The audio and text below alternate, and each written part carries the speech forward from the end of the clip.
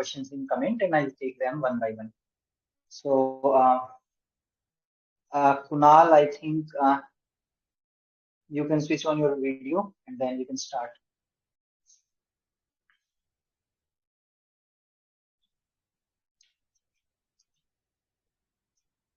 Hello, Kunal.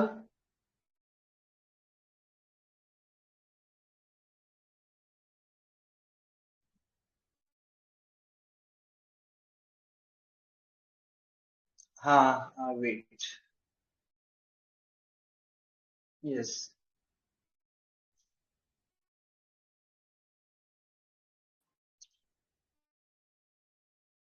Yeah. Your mic, you are on mute. Yes, Kunal. No, you are not audible. Am I audible, sir? Yes. Now you are audible.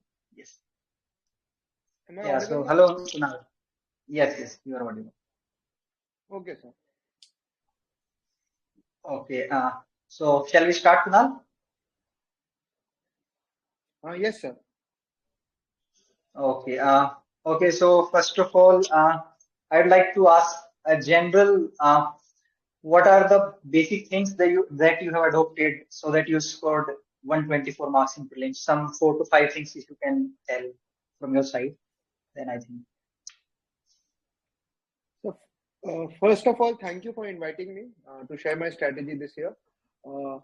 सबसे पहले तो क्या medium रहेगा? In which medium you are Hindi, comfortable? English Hindi or both. English? Hindi and English both, I think. It's up to you. अच्छा, दोनों ही लोग हैं तो हाँ, हिंदी इंग्लिश में ठीक है. ओके सर, तो आई स्पीक इन हिंदी और बीच बीच में इंग्लिश के वर्ड्स डाल दूंगा, राइट? फाइन. तो इस साल मैं अपने तीनों प्रीलिम्स के स्कोर बता देता हूँ. फर्स्ट ईयर मेरा स्कोर 90 था, सेकंड प्रीलिम्स से मेरा 103 था और इस टाइम मेरे 124 मार्क्स रहे. और मेरे ख्याल से जो सबसे ज्यादा मेरे को इस साल हेल्प किया है वो नॉलेज तो नहीं कहूंगा, एग्जाम इंट्यूशन कहूंगा. बिकॉज दिस टाइम अराउंड जो क्वेश्चंस आए थे दे वर वेरी अनप्रिडिक्टेबल और मैक्सिमम जनता को नॉलेज नहीं था 20-25 क्वेश्चन के बियॉन्ड.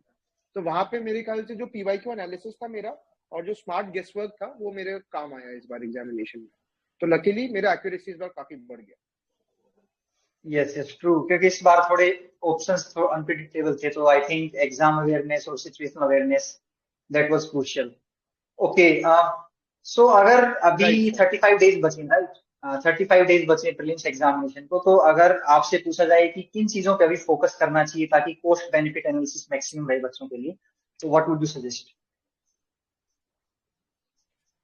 सर मेरे ख्याल से कोई भी प्रीलिम्स का पेपर आता है उसके 3 पार्ट्स होते हैं. एक स्टैटिक आता है, एक जो करंट अफेयर्स है और एक पार्ट होता है रैंडम का. तो जो रैंडम और करंट अफेयर्स का पार्ट है वो मैक्सिमम 25-27% रहता है. बाकी 63-73% जो है that is from the static part. तो अभी जो लास्ट 30 डेज है उसमें स्टैटिक का रिवीजन बहुत ज्यादा इंपॉर्टेंट है. तो सब लोगों को स्टैटिक को कम से कम 1 से 2 बार और रिवाइज करना चाहिए. स्टैटिक में भी 2 पर्टिकुलर सेक्शन है which are very important and rewarding. एक है आपका पॉलिटी का सेक्शन और दूसरा इकोनॉमी का सेक्शन. अगर आपके ये दोनों सेक्शन ठीक हो गए तो जो इसकी एक्यूरेसी रहती है क्वेश्चन सॉल्व करने में वो काफी हाई होती है as compared to other sections. तो अभी आप पॉलिटी और इकोनॉमी पे बहुत ज्यादा फोकस करें. उसके बाद फिर आप साइंस एंड टेक पे कर सकते हैं फोकस, मैपिंग पे कर सकते हैं और फिर ज्योग्राफी में कर सकते हैं. तो ये प्रायोरिटी ऑर्डर मेरा रहता अगर मैं भी रिवीजन पे फोकस कर रहा होता तो. Okay. And what about PYQs? PYQs के बारे में काफी बोलते हैं कि they are inseparable from this clear करने के लिए एग्जामिनेशन. तो उसमें आपका क्या पॉइंट ऑफ व्यू रहेगा? अभी अगले 35 दिन में किस तरीके से पीवाईक्यू को अप्रोच किया जाएगा? सर पीवाईक्यू एनालिसिस मैं तो 2 पर्पस की वजह से करता था. एक तो ये है कि जो नॉलेज गैप है मेरा कि पीवाईक्यूज के जो थीम्स हैं वो बड़े इंपॉर्टेंट हो जाते हैं स्पेसिफिकली साइंस एंड टेक वाले पार्ट में. क्योंकि यूपीएससी का जनरली पैटर्न रहा है कि एक साल थोड़ा mid level science and tech का क्वेश्चन पूछ लेंगे और उसी का एडवांस लेवल नेक्स्ट प्रीलिम से पूछ लेंगे. तो जैसे क्यूबिट्स वगैरह ऑलरेडी प्रीलिम से पूछ चुका है यूपीएससी, तो बहुत सारे चांसेस हैं कि वो इसी पे इस साल और ज्यादा डेप्थ में पूछे. तो पीवाईक्यूज का इस नॉलेज एनालिसिस के लिए आप यूज कर सकते हैं. एंड सेकंड जो उसका यूटिलाइजेशन आता है वो है पैटर्न एनालिसिस. तो यूपीएससी के जो भी ऑप्शन सेटिंग होते हैं उसमें कुछ पर्टिकुलर पैटर्न्स हैं जो साल में साल रिपीट होते हैं और उस पैटर्न को रिकॉग्नाइज करने के लिए आप पीवाईक्यू एनालिसिस यूज कर सकते हैं ताकि जब आप एक बार 50-50 पे पहुंच जाए तो भी आप किसी एविडेंस के बेसिस पे वो 50-50 के बाद भी आप करेक्ट ऑप्शन को चूज कर सकें. तो वो दोनों बेसिस रहता है मेरा एनालिसिस का भी. ओके. Yes that's true. अच्छा, एक करंट अफेयर से रिलेटेड काफी सारा रहता है मटेरियल, इतना सारा मार्केट में अवेलेबल है, राइट? बहुत सारी कोचिंग्स का, जितना करो उतना कम, तो उसके लिए क्या स्ट्रेटेजी होनी चाहिए करंट अफेयर का? आपने क्या फॉलो करी थी उसके लिए? सर एक बार करंट अफेयर से पहले मैं एक और चीज बता दूं, जो पीवाईक्यूज है उस पे भी एक चीज और है। मैं अभी पीवाईक्यूज को बस ऐसे देखता रहता था थीम वाइज। लास्ट 15 डेज जो होते हैं उसमें आप पेपर वाइज देखना शुरू करिए। तो अभी आप थीम वाइज पीवाईक्यूज का एनालिसिस कर सकते हैं ताकि आपका हर थीम कवर हो जाए। लेकिन लास्ट 15 डेज में आप पेपर वाइज एनालिसिस करिए कि 2016 का पेपर एक दिन पढ़ लिया, 17 का दूसरे दिन पढ़ लिया। तो ऐसे आपको ये पता चलेगा कि कौन से क्वेश्चन, कितने क्वेश्चन करने हैं, कौन से क्वेश्चन लीव करने हैं और क्या पैटर्न रहता है क्वेश्चन पूछने का। अब जहां तक करंट अफेयर्स की बात आती है, मैंने लास्ट 15 डेज में 2-3 सोर्सेज बहुत ज्यादा यूज किए थे। एक तो सर आईएएस एग्जाम कांग्रेस है जो कप्तान सर चलाते हैं, उसमें पीईएच आता है, प्रीलिम्स एक्सक्लूसिव हैंडआउट। तो एक तो मैंने वो पढ़ा था और दूसरा मैंने पीटी 365 किया था। बस ये दो चीजें की थी मैंने, और कोई करंट अफेयर्स का मैंने नहीं किया था। प्लस जो आप अभी टेस्ट देंगे और ऑल इंडिया टेस्ट अगर होते हैं तो उस ऑल इंडिया टेस्ट सीरीज पे भी जो करंट अफेयर्स पूछे जा रहे हैं आप उसको भी as a value add on use कर सकते हैं। लेकिन अभी आप करंट अफेयर्स के पीछे प्लीज बिल्कुल मत भागिए। अगर आप सिर्फ पीटी 365 भी एक बार रिवाइज कर लें तो that is also more than sufficient. Most probably PT 365 से भी क्वेश्चन नहीं आएंगे, कुछ अलग ही करंट अफेयर्स आएगा which is very difficult to predict. आप बस अपना नींद उड़ाएंगे। इससे अच्छा आप स्टैटिक पे फोकस करिए और फिर अपने मन की शांति के लिए पीटी 365 पढ़ लीजिए।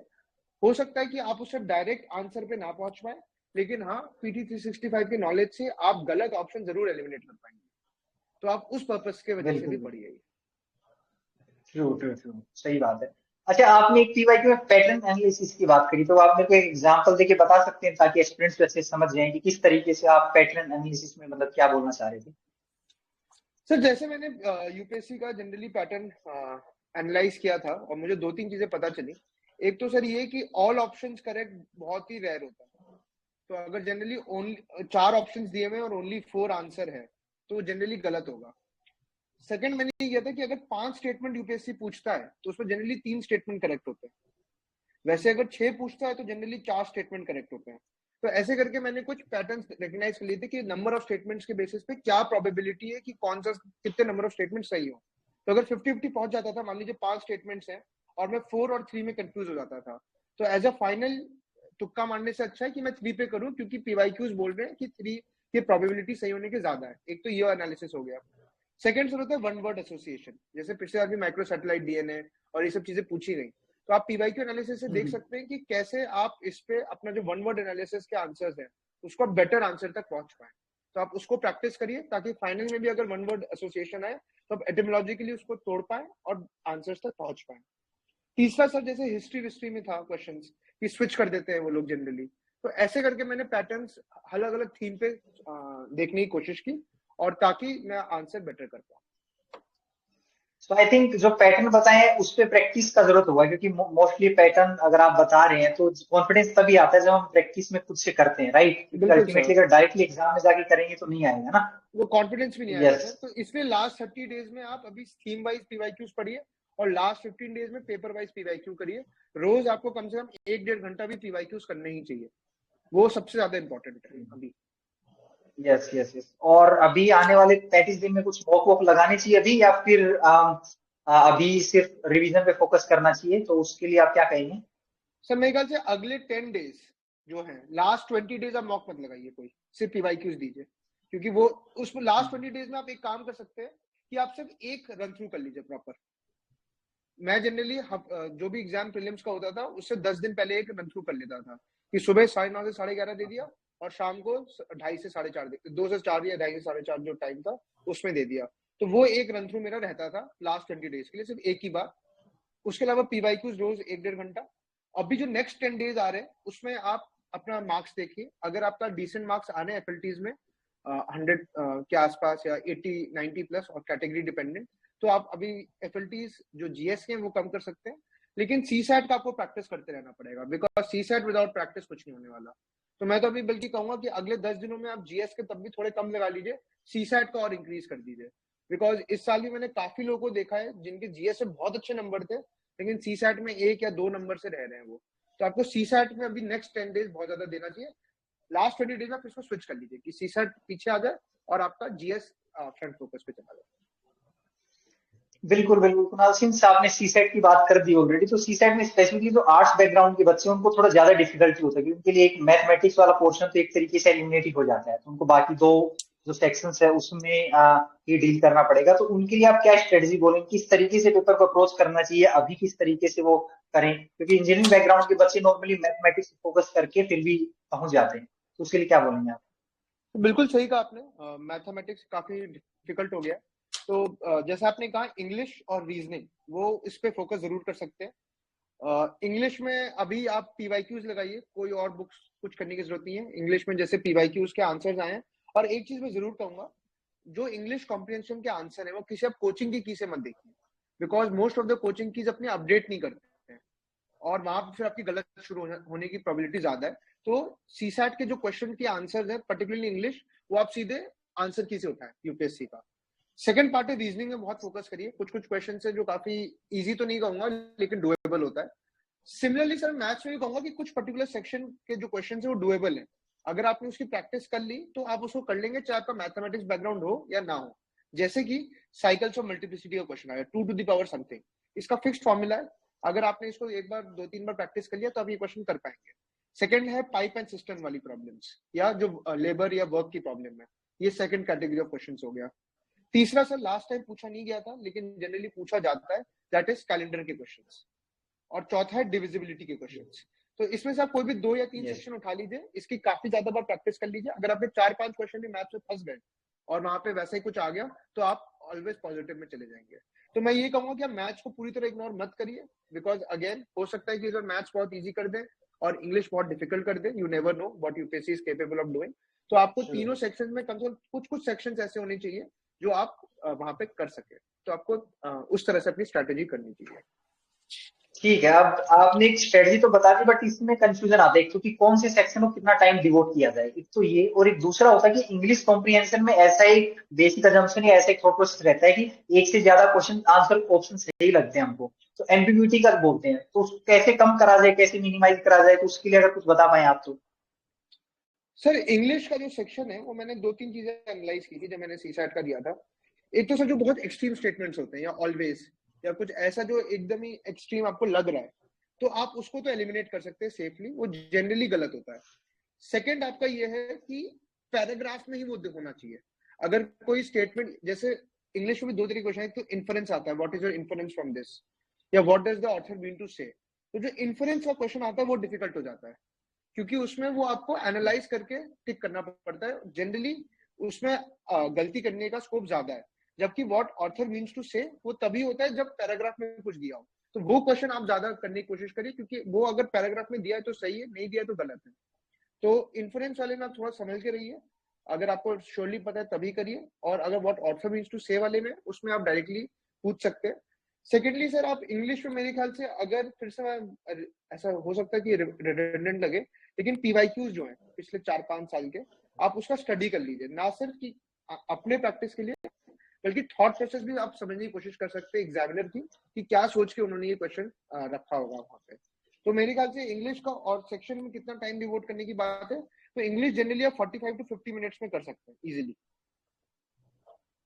और बाकी का 1 घंटा से 1 घंटा 10 मिनट आप बाकी के 2 सेक्शन में कर सकते हैं डिवोट।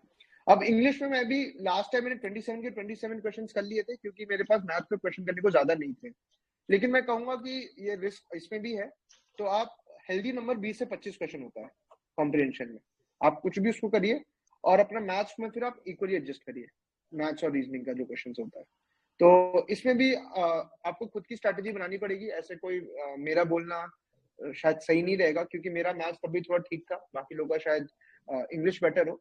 लेकिन जो मैंने अपना किया था वो ये था कि 20 से 25 क्वेश्चन मैथ्स में, अराउंड 10 से 15 क्वेश्चन मेरे इंग्लिश मैथ्स में, और बाकी के 7 से 8 क्वेश्चन मेरे रीजनिंग में। तो टोटल मैंने अपना टारगेट 50 क्वेश्चन का बना रखा था कि इतने मेरे को अटेम्प्ट करने हैं। ओके। लेकिन एक्चुअली में मेरे 48 क्वेश्चन ही अटेम्प्ट हो पाए थे, तो उसमें मेरे को 1-2 ओके। छोड़ने पड़े। लेकिन आप 45 से 50 ट्राई करिए अटेम्प्ट करने का कम से कम। अगर आपने बहुत कम अटेम्प्ट किए तो फिर वही बात आ जाती है कि यूपीएससी का सब्जेक्टिविटी रहता है हमेशा। हो सकता है आपका इंग्लिश पे आपने फोकस किया तो वो गलत हो जाए। तो 45 से 50 क्वेश्चन आपको करने अटेम्प्ट करने चाहिए कम से कम। True true. एक लास्ट ईयर के पेपर में सी सेट परमुटेशन कॉम्बिनेशन उसके क्वेश्चंस कुछ ज्यादा ही आ गए थे, तो एक फियर है कि टीएनसी के क्वेश्चंस कहाँ से करा जाए, तो कोई सोर्स अगर आप रिकमेंड कर सकें या फिर इंटरनेट से ही देखा जाए, उसके लिए क्या बोलेंगे? सर लास्ट टाइम मैंने भी छोड़ दिया था और जो भी किए थे सारे गलत ही हुए थे मेरे। तो मैं शायद सही जज अच्छा। नहीं हूँ। लेकिन इस साल जब मैं तैयारी कर रहा था, अब तो टाइम नहीं है तो आप इसको प्लीज अवॉइड करिए। लेकिन अगर किसी को ज्यादा वो मचा है तो वो कर भी सकता है। वो है जेई का, जो क्लास 11-12 है। वो अगर देखना चाहे तो देख सकता है, क्योंकि उसी लेवल के क्वेश्चन आ रहे हैं। इसका कोई सोल्यूशन और नहीं है। बिल्कुल बिल्कुल बिल्कुल। नहीं और इसमें, इसमें लेकिन एक चीज सर और। हाँ मैथ्स में सर, लेकिन मैं ये हाँ। कहूंगा डिविजिबिलिटी के क्वेश्चंस काफी पूछे गए थे लास्ट ईयर, और वो तब भी डुएबल है। हम्म जैसे कुछ कुछ क्वेश्चन थे, जैसे 7, 11 और 13 वाला का डिविजिबिलिटी, वो डायरेक्ट अगर आपको पता है तो आप हम्म। 1 सेकंड भी नहीं लगेगा उसको करने में।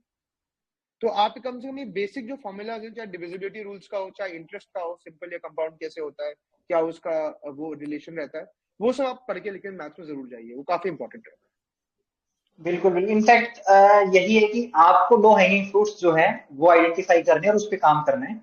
और एक चीज और, लास्ट ईयर मैथमेटिक्स हार्ड आया था, इस बार इंग्लिश हार्ड आ सकता है, अगली बार रीजनिंग आ सकता है। तो I think time management is the key, right? कि इस बार इमोशनल नहीं होना है कि पिछली बार इंग्लिश इजी आया था तो इस बार इंग्लिश पे फोकस कर रहे हैं, जबकि क्या आप इंग्लिश में हार्ड दे दे हो, है ना? तो yes, that would be one thing. Okay, एक हिस्ट्री के क्वेश्चंस स्पेसिफिकली अभी क्या हो रहा है कि मॉडर्न से शिफ्ट होके अभी मिडिवल पार्ट में आ रही ज्यादा क्वेश्चंस, है ना?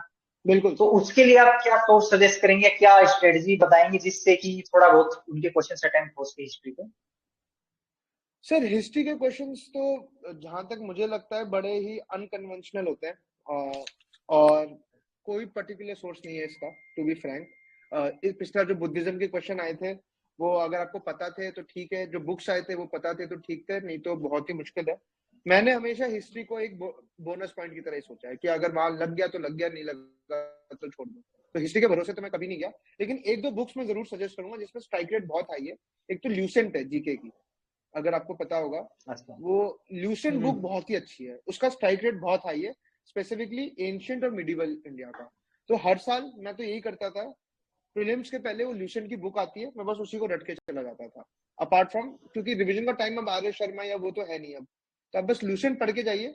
और जो आपने मॉक टेस्ट दिए हैं, जो प्रैक्टिस टेस्ट है एंशियंट वगैरह के, उसको एक बार रिवाइज कर लीजिए। आई थिंक लास्ट कुछ दिनों में उतना सफिशिएंट है, उससे ज्यादा आपको टाइम भी नहीं मिलेगा। हिस्ट्री से फोकस करने ज्यादा अच्छा, हम्म। पॉलिटी और इकोनॉमी, मैपिंग, इन सब चीजों में फोकस करिए, क्योंकि वो आपको श्योर शॉट मार्क्स दिलाएंगे। बिल्कुल बिल्कुल बिल्कुल। एंड इनफैक्ट जब आपने मैपिंग की बात करी, तो मैपिंग और आईआर एक ऐसा एरिया है जहां से क्वेश्चंस भी आ रहे हैं, प्लस एक कोई कॉन्क्रीट सोर्स नहीं है जहां जिसको हम फॉलो कर सकते हैं। तो उसके लिए अगर आप एक दो सोर्स बता दें कि वहां से अगर आप करेंगे तो थोड़ा सा बेटर स्ट्राइक रेट होगा, तो बता दीजिए। देखिए हर साल सर अगर आप इंटरनेशनल रिलेशंस की बात करें तो दो जगहों से क्वेश्चंस आते हैं। एक आता है आपका कॉन्फ्लिक्ट जोन्स इन न्यूज। हर साल कोई कॉन्फ्लिक्ट जोन होगा। जैसे इस साल आपका, पिछले साल रशिया यूक्रेन था तो वो आया। 2022 में जो सूडान क्राइसिस वगैरह चल रहा था तो उसके बारे में आया। इस साल भी जैसे रेड सी क्राइसिस है, आपका मिडिल ईस्ट में जो क्राइसिस है वो है, तो वहां के जोन्स के क्वेश्चन आना बड़ा इंपॉर्टेंट या हो जाता है। दूसरा सवाल आता है इंटरनेशनल बॉडीज। हर साल जनरली यूपीएससी कोई ना कोई बॉडी पे पूछ लेता है। अब वो बड़ा अनप्रिडिक्टेबल है, उसको प्रिडिक्ट करना बड़ा मुश्किल है, लेकिन आप पढ़ के जाइए। जैसे 2022 में यूएन क्रेडेंशियल्स कमेटी का ने पूछ लिया गया था, हो सकता है उसका एक्सपेंडेड वर्जन इस साल पूछ ले। सेम सिमिलरली 2023 में कोई रैंडम बॉडी उन्होंने पूछ ली थी। लेकिन ये दोनों में स्ट्राइक रेट काफी अच्छा रहता है। तीसरा जो आता है वो अग्रीमेंट से न्यूज है। अब वो अग्रीमेंट्स आपके या ओके। तो इन्वायरमेंट से रिलेटेड हो सकता है या पीस इनिशिएटिव से रिलेटेड हो सकते हैं। तो जनरली इन तीन चीजों पे ही आता है। आप इन तीन चीजों के करंट अफेयर्स देख लीजिए, लास्ट एक साल में क्या क्या है। उसका भी बड़ा इजी है, आप कॉन्फ्लिक्ट जोन टाइप करिए यूट्यूब पे या गूगल पे और न्यूज पे चले जाइए सेक्शन पे, तो आपको काफी सारे आ जाएंगे। या फिर जैसे human UN human rights committee है, यूएन ह्यूमन राइट्स एजेंसी, उसके वेबसाइट पे चले जाइए। वहां पे भी कॉन्फ्लिक्ट जोन के बारे में सब कुछ उन्होंने ठीक से दे रखा है। यूपीएससी ने 2022 में डायरेक्टली वही से पूछा था उनके होम पेज क्वेश्चन। तो इस साल भी अगर ओके। Conflict okay. जोन जैसे पैलेस्टीन वगैरह में कुछ हुआ है, तो आप UN human rights relief work agency RWA, उसके वेबसाइट पे हम्म। जरूर करिएगा। जो यूएन आरडब्ल्यूए स्पेसिफिकली वो, क्योंकि वही पूरा पैलेस्टाइन का काम कर रहा है। तो एक बार उसको होम पेज जरूर देख यस। लीजिएगा, वो काफी इंपॉर्टेंट हो जाता है। बिल्कुल बिल्कुल। आई थिंक दैट वुड सफाइस। अच्छा, एक ये बताइए कि कितने क्वेश्चन अटेम्प्ट करने चाहिए अभी के पैटर्न को देखते हुए, इसमें जीएस वाले में स्पेसिफिकली, क्योंकि पहले तो एक्यूरेसी की बात बन जाती थी, लेकिन अभी मोर लोग बोलते हैं कि 90, 95, 100 तक जा सकते हो आप। तो आपका क्या टेक रहेगा इस पे, कितने क्वेश्चन अटेम्प्ट करने चाहिए? सर इतने तो मैंने कभी नहीं किए होंगे जिंदगी में। 90 प्लस तो मेरे ख्याल से मैंने आज शायद सिर्फ सेकंड अटेम्प्ट में किए थे। तो फर्स्ट अटेम्प्ट में सर मैंने 89 क्वेश्चन अटेम्प्ट किए थे, मेरा स्कोर था 90 पॉइंट समथिंग। सेकंड अटेम्प्ट में मैंने सर 91 क्वेश्चन अटेम्प्ट किए थे, मेरा स्कोर था 103। और थर्ड अटेम्प्ट में मैंने सिर्फ 85 क्वेश्चन अटेम्प्ट किए और मेरा स्कोर है 124। तो मुझे लगता है कि अब क्योंकि क्वेश्चन ज्यादा डिफिकल्ट आ गए हैं और ज्यादा रैंडम है, तो आपको एक्यूरेसी पे और ज्यादा फोकस करना चाहिए।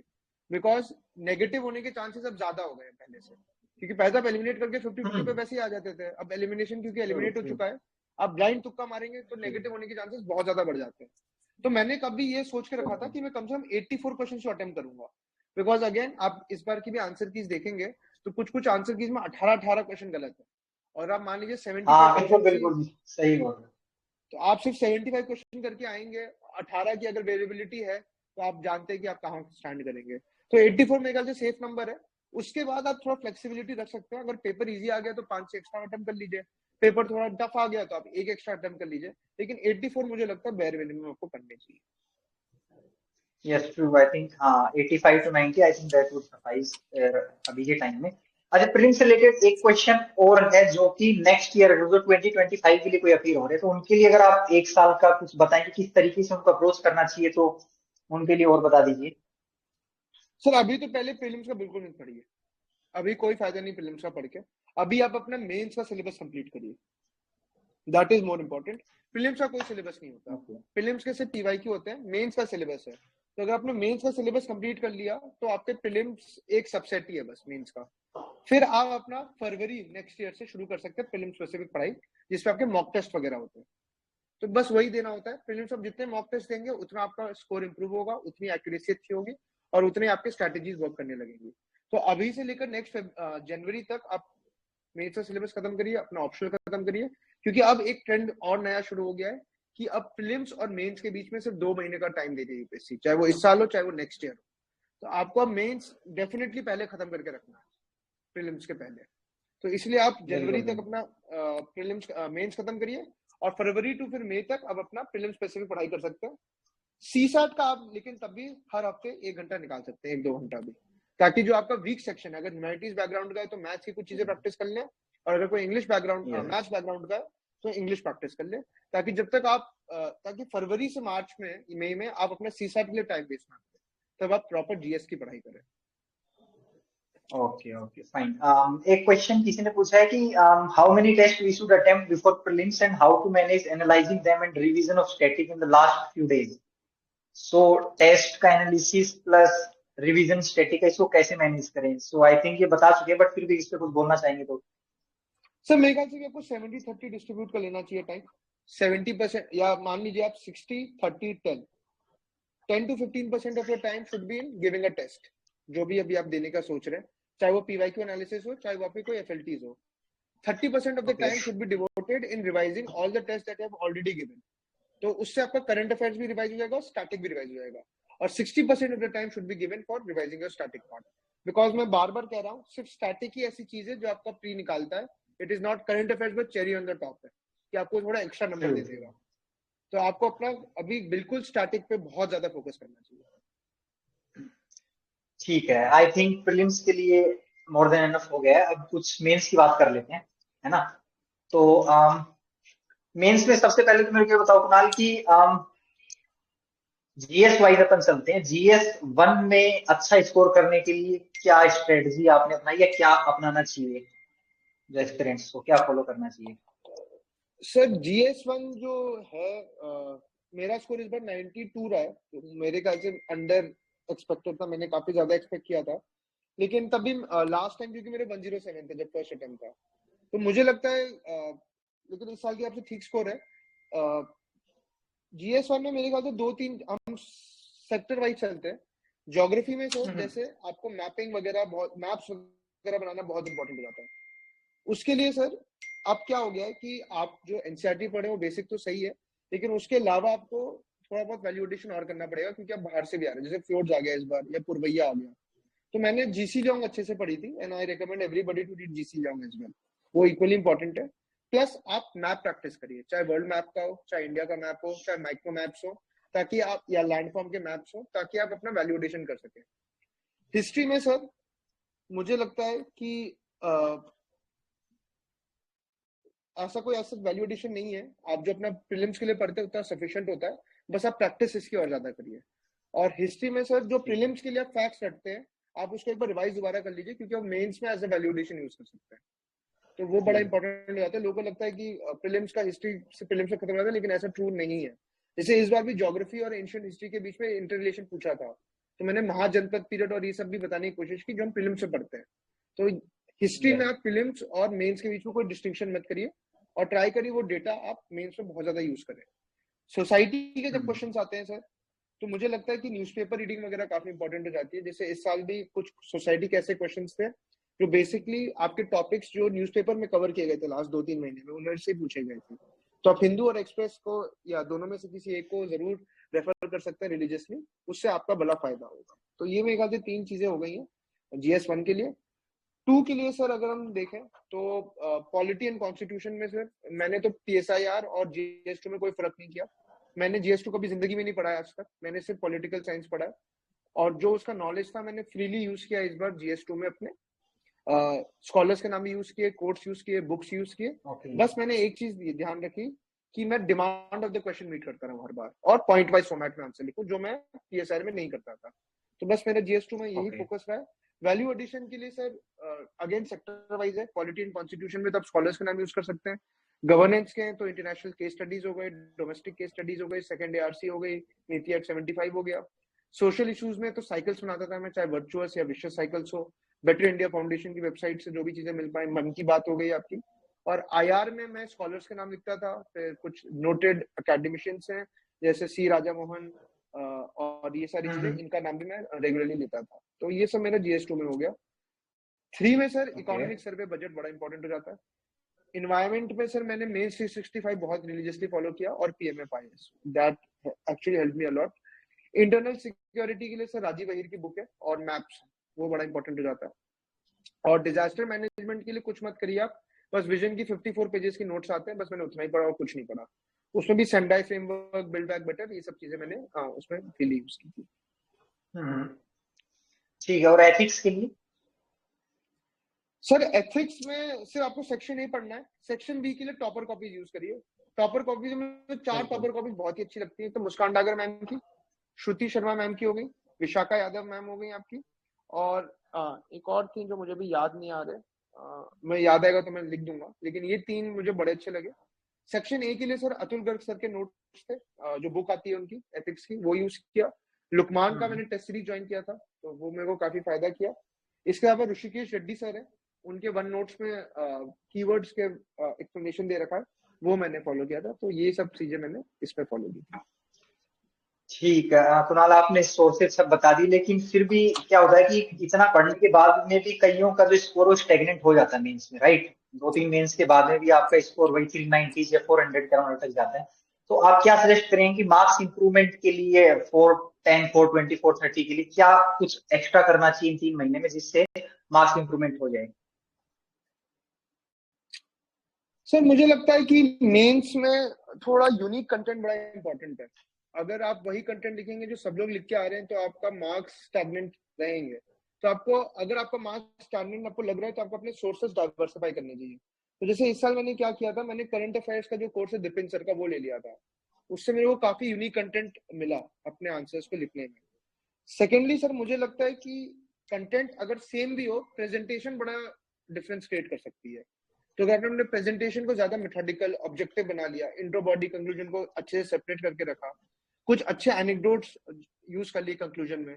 जैसे अगर कास्ट सिस्टम का क्वेश्चन आता था, तो मुझे याद है मैं लिखता था अम्बेडकर जी का कि बहिष्कृत भारत से प्रबुद्ध भारत बनाएंगे हम लोग, या फिर सर्वोदय से अंत्योदय हो गया, वेलफेयर स्टेट का। तो ऐसे करके मैंने कुछ कीवर्ड्स बना लिए थे, ताकि बस थोड़ा सा वो एज दे दे मेरे को। तो ये छोटी छोटी चीजें बड़ा डिफरेंस क्रिएट करती है, क्योंकि आपको हर क्वेश्चन में सिर्फ आधा मार्क एक्स्ट्रा लेना है। तो this is how you can differentiate your content. अगर आपका मार्क्स स्टैग्नेंट हो रहा है, तो differentiate your content, because content में आप शायद लैक कर रहे हैं। ओके। एंड एक राइटिंग प्रैक्टिस के बारे में बोलते हैं, कोई सजेस्ट करता है कि डेली आंसर राइटिंग कीजिए, कोई बोलते हैं कि ज्यादा टेस्ट लिखिए फुल लेंथ का, वो हेल्पफुल रहेगा। तो आप क्या सजेस्ट करेंगे एक तो आप बता दीजिए जो बंदे बार बार मेंस लिख रहे हैं उनके लिए, और एक कोई फ्रेशर बंदा है जो पहली बार मेंस लिख रहा है उसके लिए। सर जो दोनों ही के लिए मेरे ख्याल से टेस्ट राइटिंग बहुत इंपॉर्टेंट है। जो पहली बार मेंस लिख रहा है वो शायद हाफ लेंथ टेस्ट से शुरू कर सकता है। मेरे ख्याल से एक दो क्वेश्चन लिख के कोई फायदा नहीं होता, बिकॉज एक दो क्वेश्चन में तीन चार प्रॉब्लम्स है। पहला, टाइम मैनेजमेंट आप नहीं सीखते। दूसरा, कंटेंट मैनेजमेंट आप नहीं सीखते, क्योंकि जब आप चार पांच क्वेश्चन लिखेंगे तब आपको पता चलेगा कि हर क्वेश्चन में अलग अलग कंटेंट लिखना है, और वो सिर्फ दो क्वेश्चन में आपका नहीं आ पाता है। तीसरा, आपकी सिटिंग प्रैक्टिस नहीं हो पाती। तो ये दो तीन चीजें लकूना है, तो आप कम से कम 10 क्वेश्चन एक बार में लिखिए। चाहे 2 दिन में एक बार लिख रहे हो, लेकिन 2-3 दिन में एक बार आप हाफ लेंथ टेस्ट जरूर दे दीजिए, या 4-5 दिन में एक बार। तो मैंने तो यही किया था कि शुरू में एकदम जब आप शुरू कर रहे हैं तो शायद डेली आंसर राइटिंग काम करेगा पहले 1-2-3 या 1 महीने के लिए। उसके बाद आप एचएलटीज पे फोकस करिए। और जो लोग दूसरी बार मेंस लिख रहे हैं या पहले उनको आइडिया हो चुका है, वो तो एफएलटीज पे ज्यादा फोकस करें, फुल लेंथ टेस्ट पे। क्योंकि फुल लेंथ टेस्ट अब जितने ज्यादा लिखेंगे उतना अच्छा है। मुझे अभी भी याद है कि 2022 के बाद लास्ट 1-1.5 साल में मैंने करीब 75 से 80 मेंस के टेस्ट लिखे थे, और मेरे ख्याल से उसी ओके वजह से मेरा स्कोर काफी 770 से 840 हुआ। तो टेस्ट राइटिंग ने मेरे को बहुत हेल्प किया। ओके ओके ओके, तो बेसिकली टेस्ट जितना ज्यादा लिखेंगे उसका प्रोपोर्शनेट आउटकम मिलता है along with unique content. Sir okay mains ही एक ऐसा स्टेज एग्जामिनेशन का जहां पे आप सर्टेन है किसी चीज के लिए। बाकी इंटरव्यू आपके हाथ में नहीं है, प्रीलिम्स भी आपके हाथ में नहीं है। बस मेंस ही ऐसा चीज है जो आपके हाथों में है।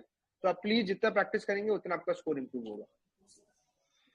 यस बिल्कुल सही बात है। अच्छा, एक ये ऐसे के बारे में और बताइए कुणाल, क्योंकि ऐसे में ये काफी अनप्रिडिक्टेबल होता जा रहा है ऐसे का मार्किंग भी। अम, किसी साल किसी को 140 आ जाता है, अगले साल 100 पे आ जाते हैं। तो ऐसे के लिए अगर आपको कुछ जो चीज समझ में आई है जो आप शेयर कर सकते हैं कि इस तरीके से अप्रोच करना चाहिए, ये करना चाहिए जो मेरे लिए काम किया, तो I think that would be great. Sir ऐसे मेरा कमजोर पॉइंट रहा है। फर्स्ट अटेम्प्ट में मेरे ऐसे में अराउंड 100 नंबर थे, and it was because I misinterpreted the topic. Third attempt में सर मैंने बहुत प्रैक्टिस की and finally I got score of 129 which is decent this year. मुझे लगता है किसी भी अच्छे ऐसे के तीन पार्ट्स हैं। एक तो आपका फ्लो है कि आपने क्या फ्लो में लिखा है। सेकंड है अलाइनमेंट टू द टॉपिक, मतलब आपका इंटरप्रिटेशन कितना अच्छा है। और तीसरा आपका कंटेंट है। ये तीन चीजें बड़ी इंपॉर्टेंट हो जाती हैं। अब फ्लो इंप्रूव करने के लिए मैंने दो अलग अलग तरीके यूज किए। अगर आपका कोई फिलोसॉफिकल एसेज आता है तो मैं क्वेश्चन आंसर फॉर्मेट में लिखता था कि जैसे हु, व्हेन, व्हाई, हाउ, ऐसे क्वेश्चन पूछता था टॉपिक से, और जो उसके आंसर्स होते थे वो मेरा टॉपिक हो जाता था। अगर जनरल स्टडीज बेस्ड ऐसे आए तो मैं अपना पेस्टल प्रिंसिपल यूज करता था।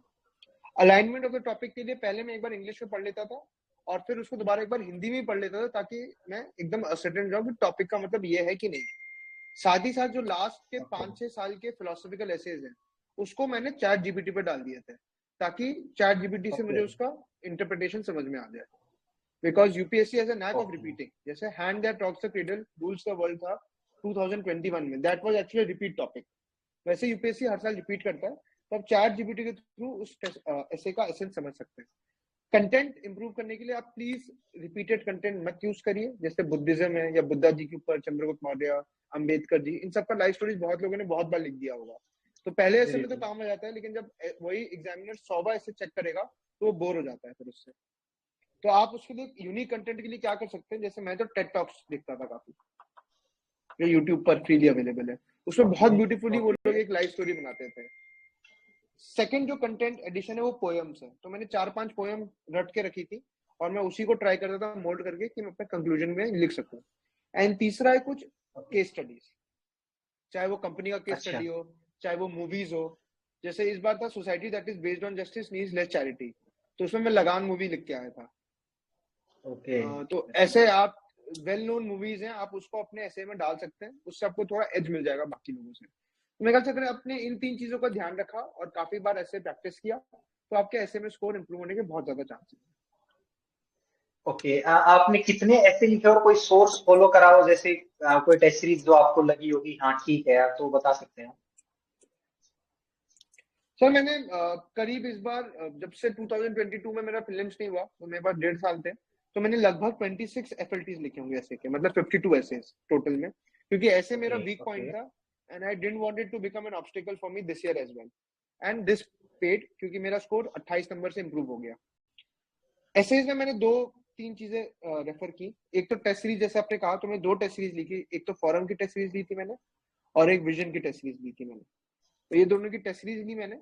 और तीसरा फॉलो मैंने किसको किया, तो एक तो अनुदीप दुरीशेट्टी सर है, उनको फॉलो किया मैंने। फिर 2022 के टॉपर गौतमी विवेकानंदी सर है, उनको मैंने फॉलो किया था। और एक दिव्या शक्ति मैम है 2020 की, इन तीनों, और दिव्यांशु निगम सर। तो इन 4 लोगों की कॉपीज मैंने बहुत रिलीजियसली फॉलो की अपने एसेस को इम्प्रूव करने के लिए। Okay okay, that's fine. Kunal, अभी 3-4 क्वेश्चंस ले लेते हैं I think, and then we can end the session, right? Is it okay? है ना? तो आई बिल्कुल थिंक सर, बिल्कुल सर, बिल्कुल। शिवाय हैंड रेज कर रहे हैं, तो यस शिवाय, पूछिए अपना सवाल।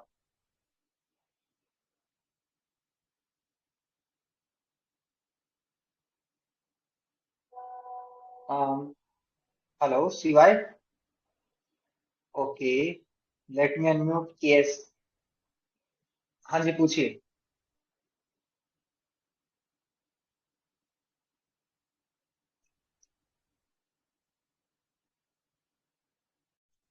अशोक, ठीक है। हाँ तो बोलिए।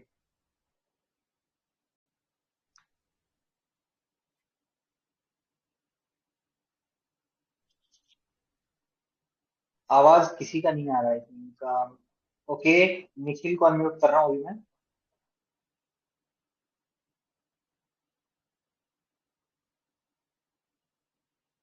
हेलो। हेलो। हाँ हाँ, हाँ बोलिए। निखिल, बताइए। सर, मैंने इस बार का मेंस दिया था और मेरे एट मैक्स 18 क्वेश्चन के राउंड ही कंप्लीट हो रहे थे। तो अच्छा। उससे ज्यादा लगभग हर पेपर में इतना इतना छुटा ही है, 20 नंबर का या 25 नंबर का। तो सर, वो पेपर कंप्लीट करने के लिए कैसे, फर्स्ट मेंस था मेरा ये। हाँ, तो आपका फर्स्ट मेंस में मेरे भी काफी क्वेश्चन छूट गए थे, तो ये कोई नई बात नहीं है। आपका मेरे ख्याल से आपने कितने टेस्ट प्रैक्टिस किए थे before writing the actual mains? Sir, before writing I guess हर जीएस के मतलब फुल लेंथ टेस्ट दो दो, एक या दो ही ऐसे ही करे थे। तो बस वही आपका मेरे ख्याल से मेजर रीजन है कि आपकी प्रैक्टिस कम थी थोड़ी।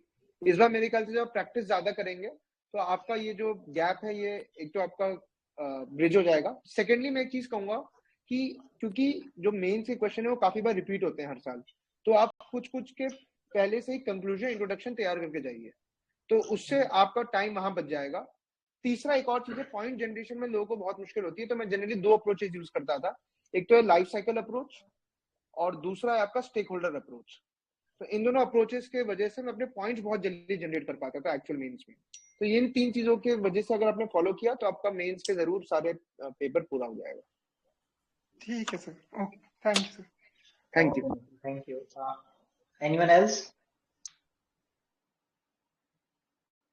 Pramila, good evening Surendra? हाँ, बोलिए। सर, मेरा क्वेश्चन था कि मतलब मेंस कैसे रेडी करें, मतलब क्या बुक वगैरह सोर्स वगैरह यूज करें कि मतलब, क्योंकि आंसर राइटिंग नहीं हो पाती है, क्योंकि मालूम ही नहीं पड़ता है, दिमाग बिल्कुल ब्लैंक हो जाता है लिखते समय। कौन सी क्या टेस्ट सीरीज फॉलो करें? मैम एक बार रिपीट करेंगे अपना क्वेश्चन आप? हाँ सर, कि जैसे कि मेंस आंसर राइटिंग करते हैं तो माइंड एकदम ब्लैंक हो जाता है। मतलब मैंने जो बैच लिया है वो आईएसपायर एकेडमी है, वो एनसीईआरटी पढ़ाते हैं, तो वो हम लोगों को क्वेश्चन देते हैं। तो जब क्वेश्चन लिखते हैं तो वो बिल्कुल ब्लैंक हो जाता है, वो फुली एनसीईआरटी ही यूज करते हैं। तो क्या कोई एडवांस बुक यूज करनी चाहिए कि नहीं करनी चाहिए सर?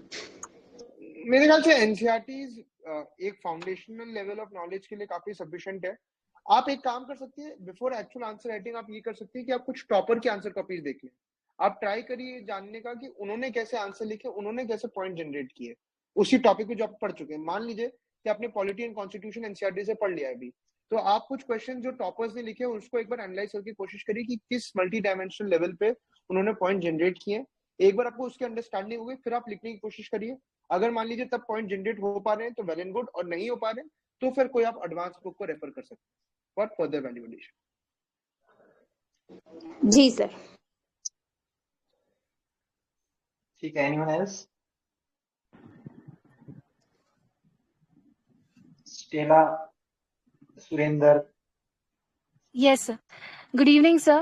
हाँ, Sir, good firstly, evening. congratulations. Thank you very much. Sir, I'm going to give my attempt next year, that is 2025. It is going to be my first attempt. So I just wanted to know, how am I supposed to manage my studies, that is completing the static portion along with doing the revision of other subjects for mains preparation?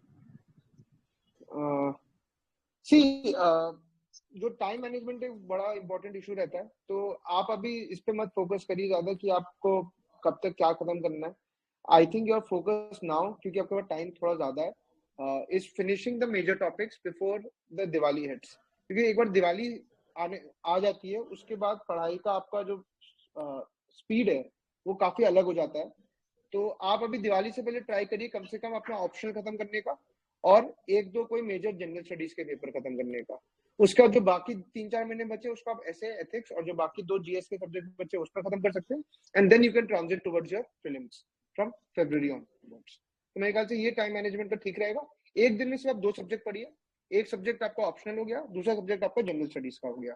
अगर आपने इतना अगले 6-7 महीने तक consistency रखी with every day around 8 to 10 hours of study, I think you'll be able to cover the entire syllabus. Okay, sir. Thank you, sir. Thank you. Anyone else? Sir, Nikhil, Okay. this side again. Hi, Nikhil. Sir आपने mains और prelims के बीच में लगभग कितने full length test लिखे होंगे, और mains से पहले कितने लिखे होंगे, मतलब प्रीलिम्स से पहले कितने लिखे होंगे फुल लेंथ? यार मेरे पास, क्योंकि देखो मेरा सेकंड प्रीलिम्स जो है मैं फेल हो गया था उसमें, तो I wasn't able to clear my second prelim, that was on June 2022. तो मेरे पास फिर करीब 1 साल था. तो उस समय मैंने अराउंड 35 से 40 टेस्ट लिखे होंगे for prelims, again for mains, right. And between prelims and mains I wrote 36 test. तो टोटल आप मान के चलो 76 से 80 टेस्ट के बीच में मैंने लिखे थे. 35 to 40 before prelims and around 36 after prelims.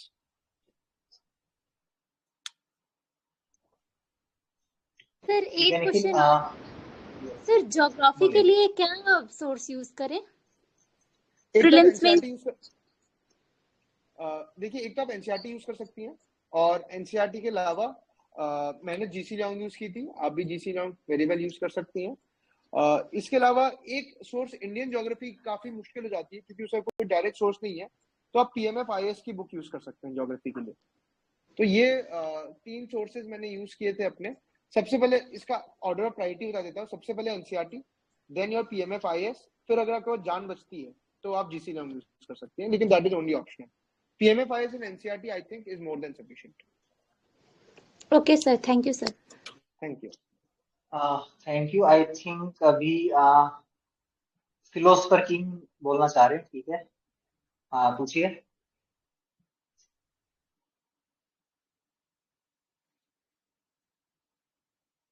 Okay, Nikita पूछना चाह रही हैं, अनम्यूट कर दिया मैंने.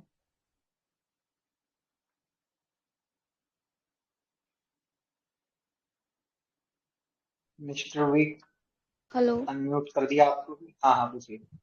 Good evening sir. Sir actually मैं ये पूछना चाह रही थी कि अगर आप वर्किंग हैं तो how many hours is sufficient to clear the exam, because कभी कभी टाइम जो टाइम मैनेजमेंट है वो भी एक बैरियर होता है, और उसमें आपको कंटेंट जो है उसको उसकी यूनिकनेस को लेके और जो क्वेश्चन की डिमांड है उसको भी आपको बीट करना है.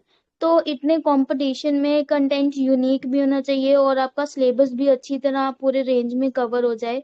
तो क्या मतलब इसके लिए मिनिमम रिक्वायरमेंट क्या होनी चाहिए? सर हमने काफी टफ क्वेश्चन पूछ लिया. देखिए, पहली बात तो I think I am not the right person to answer this because I was not working. तो मेरा जो एक्सपीरियंस है वो कम्प्लीटली डिफरेंट है from someone who was actually working. लेकिन मैं एक चीज जरूर बताऊंगा कि कंपटीशन बहुत टफ है, and that is why UPSC is one of the toughest examination in the world. तो आपको ये एक्सेप्ट करना पड़ेगा. अब एक बार आपने एक्सेप्ट कर लिया तो आप इसको कैसे टैकल करो. I feel that dedicated 6 hours of study is more than sufficient if you are doing it constantly over a period of time. तो कम से कम आपको 6 से 7 घंटे तो क्वालिटी स्टडिंग टाइम रखना ही पड़ेगा, और वीकेंड्स पे आप इसको थोड़ा और इम्प्रूव कर सकती हैं to 10 hours. But I think this much amount is मतलब absolutely required if you want to crack this examination. Content की डिमांड है, अगर मतलब सभी सेम कंटेंट पढ़ रहे हैं तो मतलब आप क्या ऐसा स्पेशल लिख दोगे कि जो मतलब वो टिक कर जाता है ठीक है, तो एक मतलब वो क्वेश्चन को अंडरस्टैंड या इंटरप्रेट करना, मतलब वो सिर्फ प्रैक्टिस ही देगी या कुछ और भी हम ऐड कर सकते हैं? देखिए मैम, कंटेंट का यूनिक करना इम्पोर्टेंट है, लेकिन उससे बेटर इम्पोर्टेंस है आप demand of the question meet करें। तो अगर आपने सारे demands of the question meet कर दिया तो बेसिक आपका प्रीलिम्स, आपका मेंस तो क्लियर हो जाएगा। फिर अगर आपको नेक्स्ट स्टेज क्रॉस करना है, that is the barrier of 800, तो फिर आपको अपना कंटेंट भी यूनिक करना पड़ेगा। उस कंटेंट यूनिक करने के लिए आप 2-3 काम कर सकते हैं। जैसे मैंने तो करंट अफेयर्स का जो कोर्स है दिपिन सर का वो लिया था, या फिर आप मेंस 365 फॉलो कर सकते हैं, या कोई भी करंट अफेयर कंपाइलेशन है। और एक और बड़ा अच्छा रहता है कि जो मॉडल आंसर्स हैं उसको एक बार बार पढ़िए। तो मॉडल आंसर्स में वो काफी वैल्यूएशन ऑलरेडी करके रखते हैं, और जो फ्री मटेरियल है हर जगह अवेलेबल है, तो आप उसको भी सोर्स की तरह यूज कर सकते हैं। प्लस कुछ कुछ सार्वजनिक सोर्सेज हैं फॉर वैल्यू एडिशन, जैसे कि बेटर इंडिया फाउंडेशन हो गया, तो उसका आप वैल्यू एडिशन GS2 में भी कर सकती हैं, 3 में भी कर सकती हैं, 4 में भी कर सकती हैं। PM मोदी की मन की बात हो गई, ये भी फ्री है, वो बहुत अच्छे केस स्टडीज देते हैं हर महीने, आप उसको फॉलो कर सकते हैं। आपका एक्सप्रेस हो गया न्यूज़पेपर, उसको भी अगर आप रोज पढ़ें तो आपको काफी अच्छा वैल्यू एडिशन मिलेगा। प्लस इंडियन एक्सप्रेस का अगर आप देखेंगे तो वो एकदम यूपीएससी स्पेसिफिक कंटेंट भी जनरेट करता है उसके यूपीएससी वाले सेक्शन में, तो वहां से आप वैल्यू एडिशन कर सकते हैं। प्लस जो टॉपर की आंसर कॉपीज है वहां से भी आप यूनिक कंटेंट जनरेट कर सकते हैं। आपको लगता है कि ये तो सभी लोग पढ़े हैं, लेकिन ऐसी सच्चाई नहीं है, बहुत ही कम लोग ये सब चीजें कर रहे होते हैं at the end of the day. तो आपको ये नहीं समझना है कि सब लोग कर रहे हैं, आप ये सब करिए, फिर आप नॉवल तरीके निकालिए उसको एक्सप्रेस करने के with in the demand of the question. तो ये बहुत बड़ा चैलेंज है, और जो इस चैलेंज को ओवरकम कर लेता है वही मेरे ख्याल से रैंक लेके आ पाता है इस एग्जामिनेशन में। Thank you sir, thank you so much. Thank you Sir, I wanted to ask something. बताइए sir. Sir, I gave interview this time and I missed the final cutoff by 40 marks, 40-50 marks. And Sure. this was primarily due to 2 reasons. एक तो mains में score ही कम था, और दूसरा interview में मेरे को 150 आया। तो अगर Sure. दोनों के लिए आप कुछ ऐसा बता सकते हैं कि जो प्री और मेन का I am giving this attempt, ये थोड़ा मेरा 5th अटेम्प्ट है, सो प्लीज Okay. गाइड कि कैसे मैं इम्प्रूव कर सकता हूँ इन 3 महीने में और इन इंटरव्यू ऑल्सो। देखिए, जहां तक इंटरव्यू की बात है, it is a black box, nobody nose कैसे मार्क्स देते हैं वो। मैं आपको अपना ही एक्सपीरियंस बता देता हूँ।